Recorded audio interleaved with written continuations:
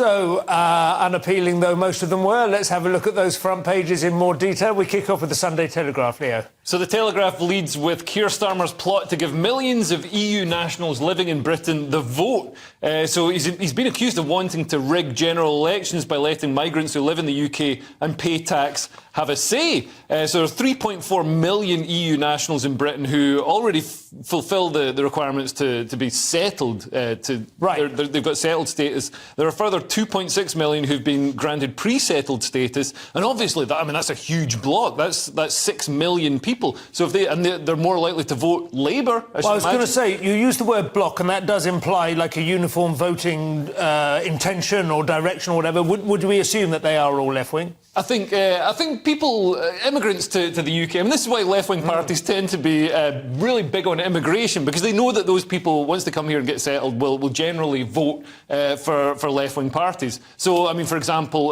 Muslims, certainly under Jeremy Corbyn, 85% of British Muslims voted Labour, which is a huge That is huge definitely bias. A block. It is interesting, though. I'm not sure this will happen here. Of course, in America, the Democrats are accused of being deliberately encouraging southern border immigration for exactly that reason, not paying attention to the fact that once settled in America, people from traditionally Catholic countries quite often become quite sort of traditional and so you think they won't remember and think, oh, he was good to us, we'll vote for him next time? People have very short memories. Get in and change their mind. Do you have children? You'll know how short memories people can be. I think they should give the vote to pets, That's the next move. If my Turkish barber has taught me anything, it's that immigrants to the country then are quite resistant to further waves of immigration. Yeah, absolutely. Love a Turkish barber. Has he got a picture of Ataturk up? No, you've got it. They're the best ones. Anyway, it'll be very interesting, because, of course, there was a massive controversy in 2016 as to whether or not EU citizens should have that vote as well, the Brexit vote itself. Yeah. It does seem fair. If you're living here, paying tax and stuff. More worrying are Labour's plans to expand the franchise to include 16 and 7-year-olds as voters,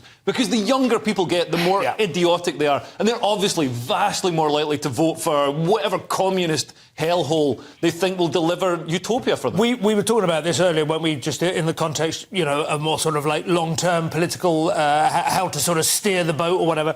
And the problem with young people is that they have yet to absorb that Scrutonian proposition, that it takes centuries to build things up, and it can take moments to destroy them, and then you've got to build them up again. But when you're young, you're not interested in planting acorns. You're not interested in tending to oak trees. You want to see change. I'm fascinated that you think there's only one problem with young people. Yes, that's very generous of you. Links Africa is the other problem. Yes.